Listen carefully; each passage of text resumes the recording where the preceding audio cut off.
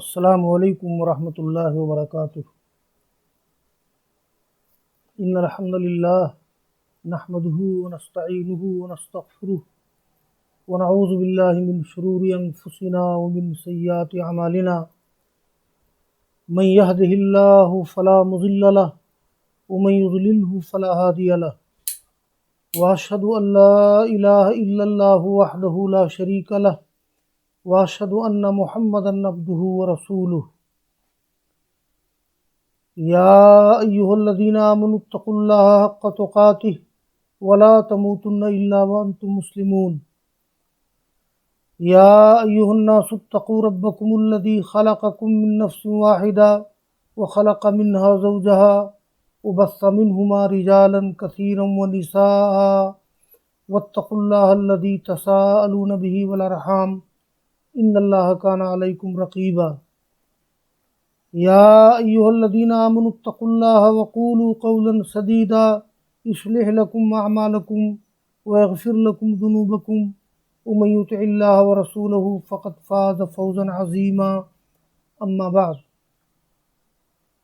فإن خیر الحدیث کتاب اللہ وخیر الہدی ہدی محمد صلوات اللہ علیہ وسلم وشر الأمور محدثاتها وكل محدثة بدعة وكل بدعة ضلالة وكل ضلالة في النار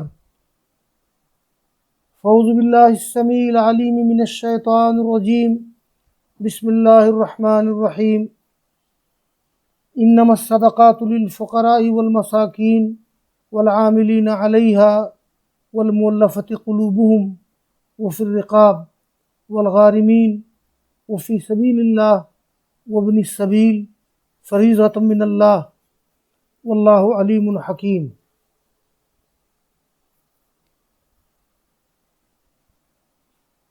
محترم ناظرین و سامعین، آج ماہ رمضان کی 20 تاریخ ہے۔ مغرب کے بعد ماہ رمضان کا آخری عشرہ شروع ہو جائے گا۔ ہم لوگوں نے اس سال کرونا وائرس کی وجہ سے جو لاک ڈاؤن کی صورتحال پیدا ہوئی، اس پس منظر میں ہم لوگوں نے بڑے صبر و تحمل کے ساتھ رمضان کا مہینہ گزارا ہے اور گزار رہے ہیں۔ دیکھیے عید الفطر تک کا کیا ماحول رہتا ہے۔ اللہ کرے کہ 18 مئی سے کچھ حالات میں نرمی پیدا ہو جائے تاکہ ہم لوگ عید الفطر کی نماز کی ادائیگی اسلامی احکام کے مطابق عیدگاہ میں پہنچ کر سکیں۔ اللہ تعالیٰ اس ملک کو، ہم لوگوں کو اس بیماری سے نجات دے اور دین کے احکام کو اچھے انداز میں عمل کرنے کی توفیق عطا فرمائے۔ محترم سامعین، ماہ رمضان میں لوگوں کے بہت سے سوالات میرے پاس آئے اور آتے رہتے ہیں زکوٰۃ و صدقات کے بارے میں۔ اسی مناسبت سے آج میری گفتگو ہوگی زکوٰۃ و صدقات اور دینی مدارس کے بارے میں، اور پھر انشاءاللہ اختتام پر تھوڑی سی گفتگو اعتکاف کے بارے میں بھی کر لی جائے گی۔ جہاں تک معاملہ زکوٰۃ و صدقات کا ہے تو زکوٰۃ و صدقات کے احکام بہت مفصل ہیں۔ میں اس مختصر گفتگو میں چند چیزوں پر روشنی ڈالوں گا۔ نمبر 1، اس سال گیہوں کی زکوٰۃ کس طرح نکالی جائے۔ نمبر 2، سونے اور چاندی کی زکوٰۃ۔ نمبر 3، اموال تجارت کی زکوٰۃ۔ اور نمبر 4، نقدی جو روپے کی شکل میں ہے، اس کی زکوٰۃ کا طریقہ کیا ہے؟ تو جہاں تک معاملہ گیہوں کی زکوٰۃ کا ہے، تو اس سال چونکہ گیہوں کی پیدائش آسمانی بارش سے ہوئی ہے پورے طور پر، اس لیے گیہوں کی زکوٰۃ عشر کی شکل میں نکالی جائے گی۔ یعنی اگر گیہوں نصاب کو پہنچتا ہے 7.5 کنٹل 5 وسق، تو اس میں 10 کلو میں سے 1 کلو، 10 من میں سے 1 من اس کی زکوٰۃ نکالی جائے گی۔ اصل میں یہ جو معاملہ ہے فصل خریف اور فصل ربیع کا، تو ایسا نہیں ہے کہ فصل خریف کی زکوٰۃ عشر ہو اور فصل ربیع کی زکوٰۃ نصف عشر ہو، بلکہ اس کا اصل معاملہ یہ ہے کہ اگر غلے کی پیدائش آسمان کی بارش سے ہوئی ہو زیادہ تر اور اکثر، تو عشر نکالا جائے گا، اور اگر غلے کی پیدائش آسمانی بارش سے نہ ہوئی ہو، اس میں ذاتی طور پر اپنی سینچائی کا دخل ہو جیسے پمپنگ سیٹ وغیرہ، تو اس میں نصف عشر نکالا جائے گا، یعنی 20 من میں سے 1 من۔ اس سلسلے میں علامہ نووی نے اور شیخ ابن عثیمین رحمہ اللہ وغیرہ نے اسی کو راجح قرار دیا ہے کہ بارش کے معاملے میں اعتبار اکثر و اغلب کا ہوگا، یعنی فصل خریف یا فصل ربیع کا جو معاملہ ہے اس میں اعتبار کیا جائے گا کہ اس کی پیدائش زیادہ تر بارش سے ہوئی ہے یا بارش سے نہیں ہوئی ہے۔ اب اس سال ہم سب لوگ جانتے ہیں کہ گیہوں کی پیدائش پورے طور پر آسمان کی بارش سے ہوئی ہے، اس لیے اس میں عشر نکالا جائے گا۔ جن لوگوں نے نصف عشر نکالا ہے انہیں میری بات کو سن کر کے اور دوبارہ زکوٰۃ نکالنے کی اصلاح کر لینا چاہیے۔ دوسری چیز ہے سونے اور چاندی کی زکوٰۃ۔ تو اگر سونا 7.5 تولہ ہو جس کا موجودہ وزن 85 گرام ہے، اور چاندی 52.5 تولہ ہو جس کا موجودہ وزن 595 گرام ہے، اگر کسی کے پاس اتنا سونا ہو، اتنی چاندی ہو، یا اتنے سونے چاندی کے زیورات ہوں اور اس پر سال گزر جائے، تو 2.5% کے اعتبار سے زکوٰۃ نکالی جائے گی۔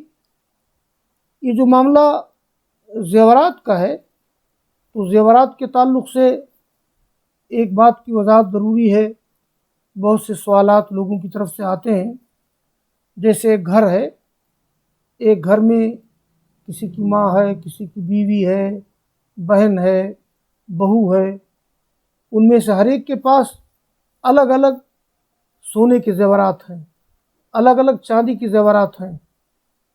تو الگ الگ ہر شخص کے سونے کے زیورات، ہر شخص کی چاندی کے زیورات اگر نصاب کو پہنچ جائیں تو زکوٰۃ نکالی جائے گی۔ ایسا نہیں ہوگا کہ ایک گھر میں کئی عورتیں ہیں، کئی لوگ ہیں، ان کے زیورات کو ملا کر کے نصاب پورا کیا جائے گا، ایسا معاملہ نہیں ہے، بلکہ ہر ایک کی الگ الگ ملکیت کے اعتبار کیا جائے گا۔ اسی طرح ابھی شام کو ایک مسئلہ آیا کہ ایک عورت کے پاس اتنے زیورات ہیں جس کی قیمت 4 لاکھ روپے ہیں، اور اس کا شوہر مقروض ہے۔ کیونکہ زکوٰۃ و صدقات کے مصارف میں ایک مصرف ہے غارم، یعنی مقروض۔ تو میں نے انہیں بتایا کہ وہ عورت اپنے زیورات کی زکوٰۃ نکالے اور اس زکوٰۃ کو اپنے مقروض شوہر کو دے سکتا ہے، اس پر خرچ کر سکتی ہے وہ عورت اپنی زکوٰۃ کو، اس لیے کہ کسی رشتہ دار کو، کسی قریبی کو زکوٰۃ دینے کا ڈبل ثواب ہے، ایک تو زکوٰۃ کی ادائیگی کا ثواب اور دوسرا صلہ رحمی کا ثواب۔ تو یہ سونے چاندی کے زکوٰۃ کا معاملہ تھا۔ اور تیسری چیز ہے اموال تجارت میں زکوٰۃ۔ اموال تجارت کئی طرح کے ہو سکتے ہیں،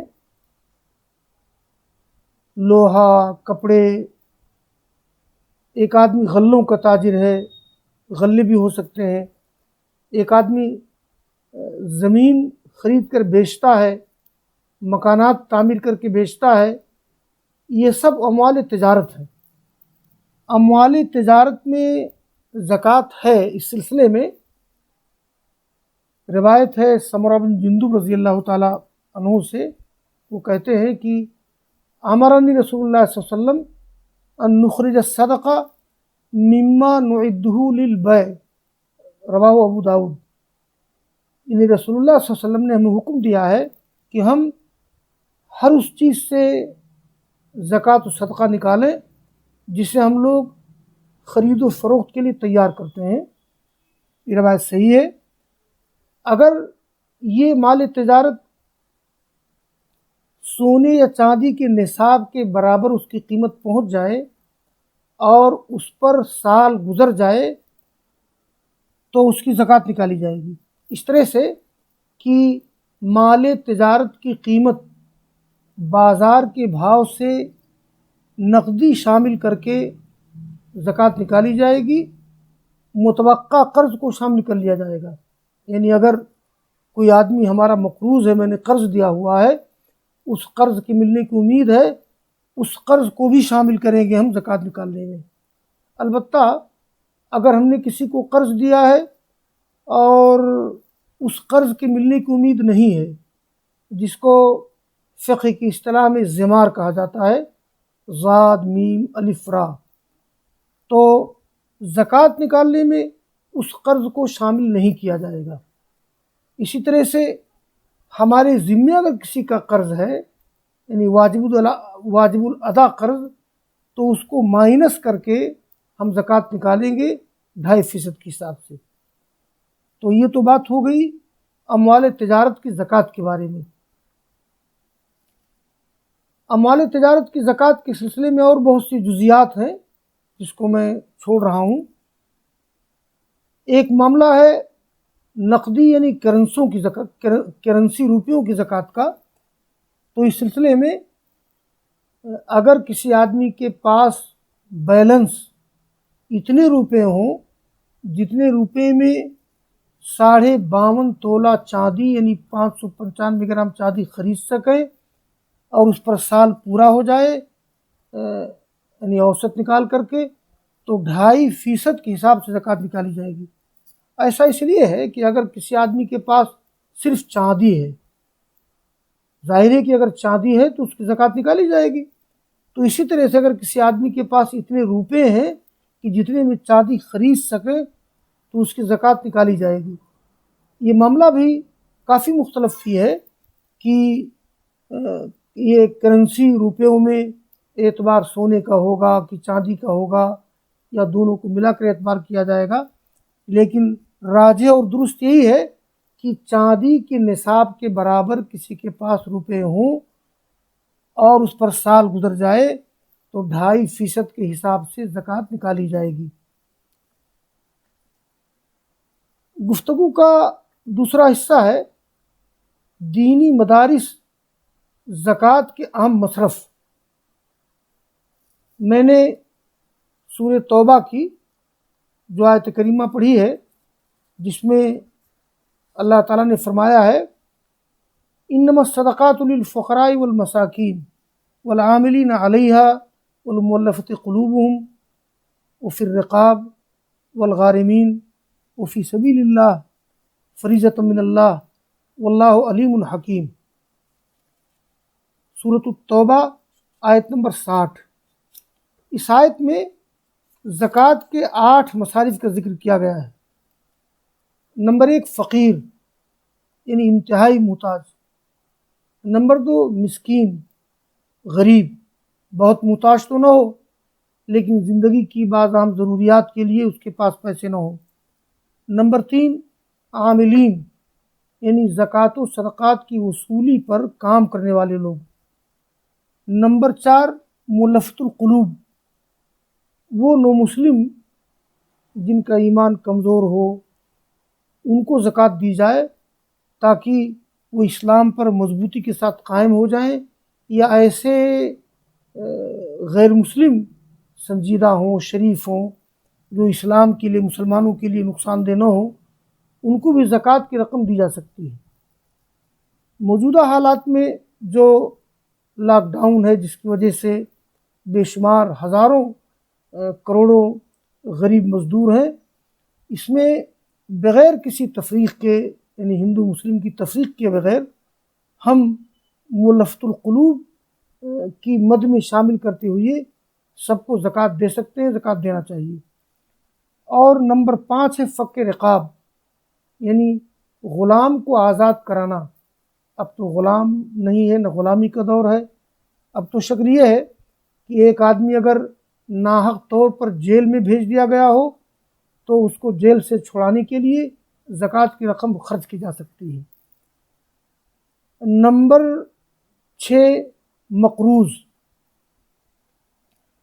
یعنی کوئی آدمی مقروض ہے اور قرض کی ادائیگی نہیں کر پا رہا ہے تو ہم اس کو زکوٰۃ کی رقم دے سکتے ہیں۔ نمبر 7 فی سبیل اللہ، اللہ کے راستے میں جہاد کرنے والے، اور نمبر 7 مسافر۔ دیکھیے موجودہ حالات میں فی سبیل اللہ یعنی اللہ کی راہ میں جہاد کرنے والے، تو موجودہ حالات میں دینی تعلیم عظیم جہاد ہے۔ دینی مدارس اسلام کی حفاظت کے ذرائع ہیں، اس لیے کہ دینی مدارس ہی سے ائمہ، مؤذنین، مبلغین اور دین کے علماء پیدا ہوتے ہیں۔ اگر دینی مدارس نہ ہوتے مغلیہ سلطنت کے زوال کے بعد ہندوستان میں تو اسلام خطرے میں پڑ جاتا، اسلام کی حفاظت مشکل ہو جاتی۔ اس لیے موجودہ حالات میں دینی مدارس کی حیثیت ایک طرح سے میدان جہاد کی ہے، اور دین کی دعوت و تبلیغ، دین کی تعلیم یہ عظیم جہاد ہے۔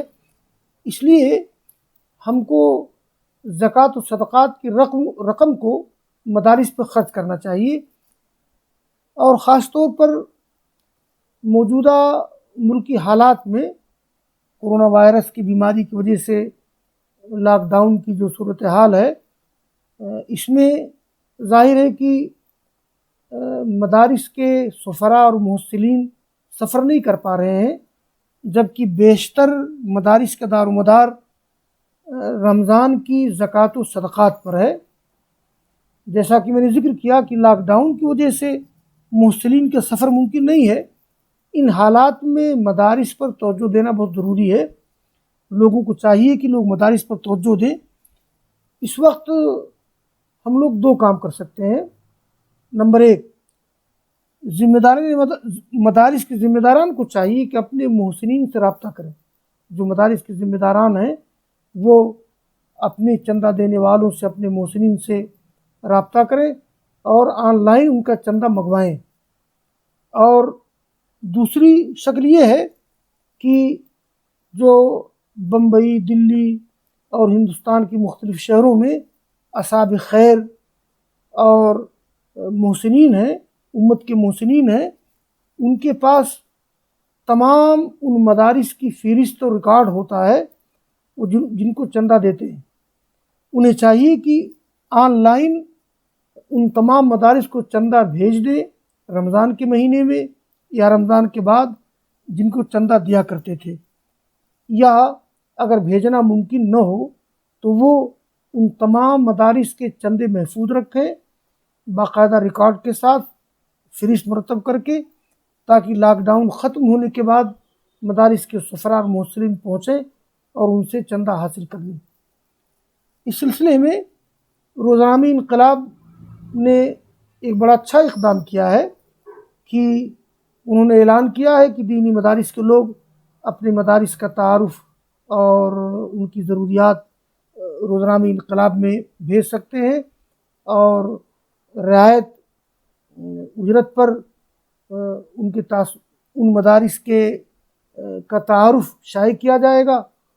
اس سے بھی یقیناً فائدہ ہوگا مدارس کو، اور محسنین کو آسانی ہوگی مدارس کو چندہ بھیجنے میں۔ یہ میری دوسری گفتگو تھی، دینی مدارس زکوٰۃ کے عام مصرف، اور خاتمہ میں ایک چیز کا ذکر کر دوں، چونکہ مغرب کے بعد رمضان کا آخری عشرہ شروع ہو رہا ہے۔ آخری عشرہ میں ایک عبادت ہے اعتکاف۔ اعتکاف کا طریقہ یہ ہے، رسول اللہ صلی اللہ علیہ وسلم رمضان کی 20 تاریخ کی صبح کو دن میں آپ چلے جاتے تھے مسجد میں خیمہ وغیرہ لگانے کے لیے، انتظام کرنے کے لیے، اور 20 رمضان کے بعد مغرب کے بعد جب یہ رمضان کی 21ویں تاریخ شروع ہوتی تھی تو آپ معتکف میں داخل ہو جاتے تھے۔ تو اس طرح سے لوگ اعتکاف کر سکتے ہیں۔ اعتکاف کے سلسلے میں ایک مسئلہ یہ ہے کہ اعتکاف کہاں کیا جائے، تو اس سلسلے میں ابن شہاب زہری کی رائے یہ ہے کہ اعتکاف کے لیے جامع مسجد شرط ہے، اور امام ابو حنیفہ رحمہ اللہ کی رائے یہ ہے کہ ایسی مسجد شرط ہے جہاں امام اور مؤذن ہوں۔ لیکن اس سلسلے میں امام شافعی رحمہ اللہ اور دوسرے ائمہ کی رائے یہ ہے، جمہور کی رائے یہ ہے کہ مطلق مسجد میں اعتکاف کیا جا سکتا ہے۔ البتہ امام شافعی رحمہ اللہ کا کہنا یہ ہے کہ جامع مسجد میں اعتکاف کرنا افضل ہے، اگرچہ مطلق طور پر مسجد میں اعتکاف کرنا جائز ہے۔ امام بخاری رحمہ اللہ نے کتاب التفسیر میں اور باب الاعتکاف میں اس آیت کریمہ سے مسئلہ مستنبط کیا ہے، جو سورہ بقرہ کی آیت نمبر 187 ہے، جس میں اللہ نے فرمایا ہے کہ وَلَا تُبَاشِرُوهُنَّ وَأَنْتُمْ عَاكِفُونَ فِي الْمَسَاجِدِ، تم عورتوں سے مباشرت نہیں کر سکتے ہو اس حال میں کہ تم مسجدوں میں اعتکاف کیے ہوئے ہو۔ گویا قرآن کریم کی نظر میں اعتکاف مسجد ہی میں ہو سکتا ہے، مسجد سے باہر اپنے گھر میں نہیں۔ ہے بعض ائمہ جن کے ہاں جائز ہے کہ آدمی گھر میں اعتکاف کر سکتا ہے، لیکن مطلق طور پر جمہور کی رائے یہ ہے کہ ہر مسجد میں اعتکاف کر سکتے ہیں۔ ایک معاملہ یہ ہے کہ عورتیں اعتکاف کہاں کریں، تو عورتیں بھی اعتکاف مسجد میں کریں گی۔ عہد نبوی میں اور قرون اولیٰ میں یہی مثال ملتی ہے کہ عورتیں بھی اعتکاف مسجد میں کرتی تھیں۔ ہم نے دیکھا ہے جنوبی ہند میں، یعنی مدراس اور کرناٹک وغیرہ میں، کہ وہاں مسجد کے دائیں بائیں ایک حصہ بنا رہتا ہے عورتوں کے لیے، وہاں عورتیں باقاعدہ اعتکاف کرتی ہیں۔ ہمارے یہاں کیونکہ مسجد میں پارٹیشن نہیں ہے، اگر پارٹیشن ہو جائے، مسجد بڑی ہو، نمازیوں کو پریشانی نہ ہو، تو مسجد میں عورتیں اعتکاف کر سکتی ہیں۔ بہرحال عورتوں کے لیے بھی اعتکاف کرنا مسجد میں جائز ہے، اور مسجد کے علاوہ گھروں میں عورتیں اعتکاف نہیں کر سکتی ہیں۔ امام ابو حنیفہ رحمہ اللہ کے نزدیک البتہ ان کا نقطہ نظر یہ ہے کہ عورتیں اعتکاف گھروں میں کریں گی اپنی نماز پڑھنے کی جگہ میں۔ تو اصل میں فقہ حنفی کا معاملہ یہ ہے کہ ائمہ احناف کے ہاں تو عورتوں کا عیدگاہ میں جانا اور مسجد میں جانا ہی چونکہ ممنوع ہے، اس لیے ان کے ہاں فتویٰ یہی ہے کہ عورتیں مسجد میں اعتکاف نہیں کریں گی بلکہ گھروں میں اعتکاف کریں گی اپنی نماز پڑھنے کی مخصوص جگہ پر۔ ابھی آج ایک مضمون شائع ہوا ہے روزنامہ انقلاب گورکھپور میں، مضمون نگار ہیں ڈاکٹر محمد نجیب سنبھلی قاسمی، انہوں نے لکھا ہے کہ عورتیں اپنے گھروں میں اعتکاف کریں گی۔ وضاحت نہیں کی ہے کہ وہ فقہ حنفی کے اعتبار سے ہے مضمون نگار حضرات کو اس بات کی وضاحت کر دینا چاہیے، اس لیے کہ ہندوستان میں مختلف مکاتب فکر کے لوگ زندگی گزار رہے ہیں۔ ہمیں اعتراض نہیں ہے کہ آدمی اپنے مسلک کے مطابق مسائل بیان کرے، لیکن وضاحت کر دینا چاہیے۔ بہرحال ڈاکٹر نجیب قاسمی کا وہ جو نقطۂ نظر ہے وہ فقہ حنفی کے اعتبار سے ہے۔ بہرحال صحیح بات یہ ہے کہ عورتیں اگر اعتکاف کریں تو مسجد میں اعتکاف کریں گی، گھروں میں اعتکاف کرنا ان کے لیے درست نہیں ہے۔ یہ میری تھوڑی سی گفتگو تھی رمضان کے اس آخری عشرے میں زکوٰۃ و صدقات، دینی مدارس اور اعتکاف کے تعلق سے۔ آخر میں اللہ تعالیٰ سے پوری دعا ہے کہ اللہ تعالیٰ ہم تمام مسلمانوں کو ایمان کامل، عمل صالح کی توفیق سے نوازے، ہمارے ملک کو، تمام مسلمانوں کو، سب لوگوں کو کورونا وائرس کی بیماری سے اللہ تعالیٰ نجات دے، اور 18 مئی کے بعد ایسے حالات پیدا ہو جائے کہ ہمارے ملک میں یہ بیماری بالکل کم ہو جائے اور ہمارا ملک نارمل حالات میں ہو جائے، تاکہ ہم لوگ بہت ہی اطمینان کے ساتھ، خوشی کے ساتھ عید الفطر کی نماز ادا کر سکیں باہر نکل کر اور مسجد میں جا کر۔ اللہ تعالیٰ ہم سب لوگوں کو اس کی توفیق عطا فرمائے، آمین، تقبل رب العالمین۔